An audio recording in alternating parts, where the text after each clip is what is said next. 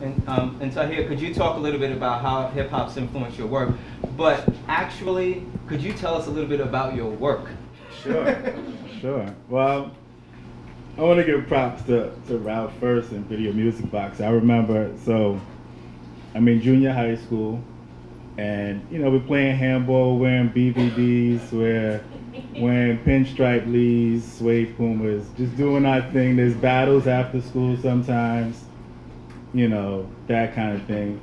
But at a certain point, we all stop and we make sure we go home.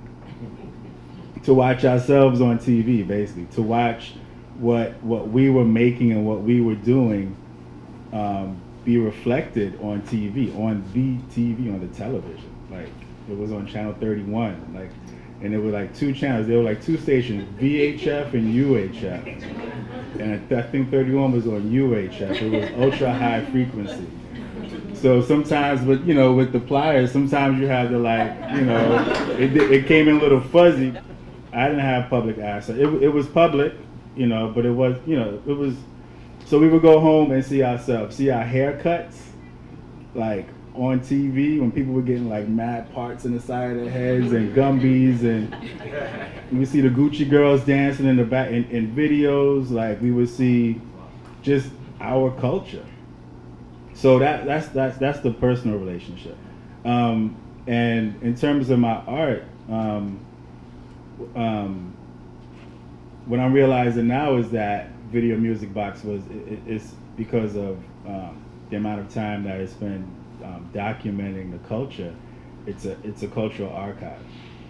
So now, I've seen this video like a zillion times, right? So the first 3 times, the first 3 years, I watch it one way, but now I'm watching, okay, what kind of hat is Run wearing? Okay, what kind of sweater is Homegirl in the audience wearing? Like, is that a Pippo suit? Like, is that, a Coca-Cola rugby? Like, what's going on? So in terms of like archiving the culture and looking at details like that, I guess in that way, that like Video Music Box has influenced this current project, and it's the hip hop word count, and it's an online searchable database of all the language in hip hop from 1979 till today, and right now the lyrics from 40,000 songs, and they're analyzed for, like Dexter said, word count, syllable count, polysyllabic words, a lot of syntax. The education level needed to be able to read the lyrics with meaning, so from like elementary school to postdoctorate. And there's geocodes for the rappers, where they're from and where they're born, and there's release dates for the album. So what happens is it's building a geography of the language in hip hop. Like, now there's data and there's math and there's a project that will help us investigate those kinds of things. Cool. So Ralph, if you could give us just a couple minutes on sort of where Video Music Box is today.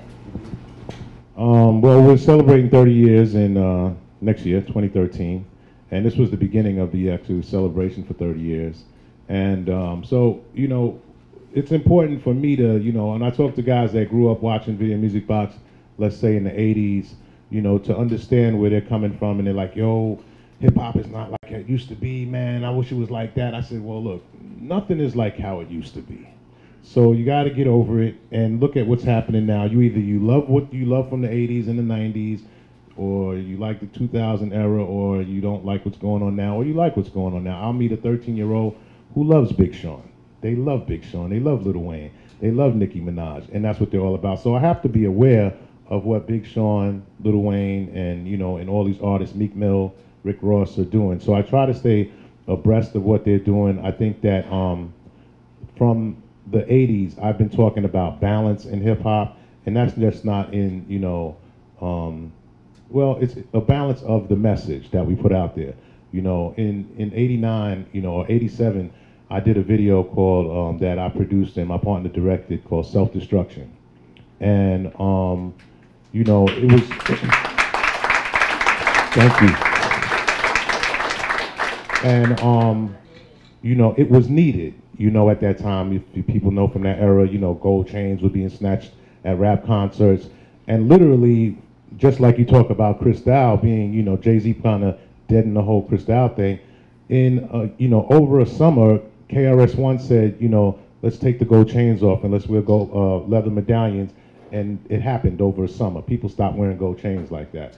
So, you know, that took you know, the thugs out of the picture. Now they couldn't snatch. They didn't want to snatch your Africa gold chain. You know, your Africa leather chain. So, you know, you know, it's important that we have balance in the music.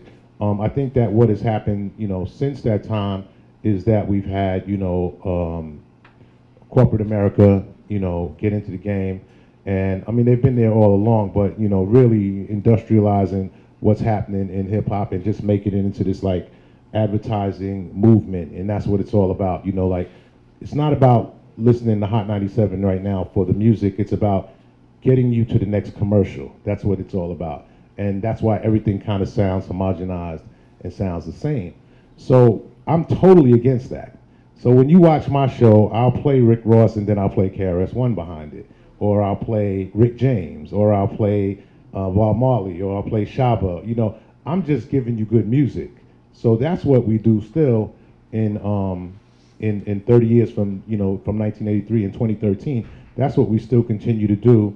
We, you know, we slow the pace down a little bit because it seems to me like hip hop moves really fast. I couldn't tell you, you know, whose album came out when. I don't remember the last release date on a recent artist anymore. You know, we used to look forward to the release date of an artist back in the days, you know, so we could go to a record store and buy a record or an album or a CD or a cassette or whatever it was. You know, that was a great experience, you know, to do. Plus, you know, it brought us together because, you know, if I thought I knew about all of the stuff that was coming out, then this sister was over here buying something else that I heard of, I knew nothing about, but I was curious because she was really excited about it. So I wanted to go find out what that was about that she was buying. So we don't have that experience necessarily. I mean, I guess it does happen in, you know, on the internet. You kind of read people's comments and stuff about stuff. But I mean, that interaction with each other, you know, is not really there. And that's just not in hip hop. That's in music and things in general. But we try to bring back that. You know, the industry is totally, you know, against, like, why is Ralph doing what he does? He can't play an old school song behind Wayne, or he can't do that. I'm like, why not? You know, because, you know, maybe somebody does like Lil Wayne, and maybe this kid doesn't know anything about Big Daddy Kane, and maybe this is the first time he's really seeing Big Daddy Kane. He might have heard the song, but maybe he never saw the video because they don't play videos on TV anymore. You know, so we continue to, you know, be a breeding ground for young artists. I do think of myself as an artist. I have to keep people watching still tonight from 12 midnight to 1 for an hour. You know, there's no commercials and no hype commercials in between my stuff. There's no heavy promotions in between my stuff. It's just whatever I choose to put on there, and I got to keep you for an hour. That's not easy to keep anybody's attention for an hour in 2013, so that's what we're doing.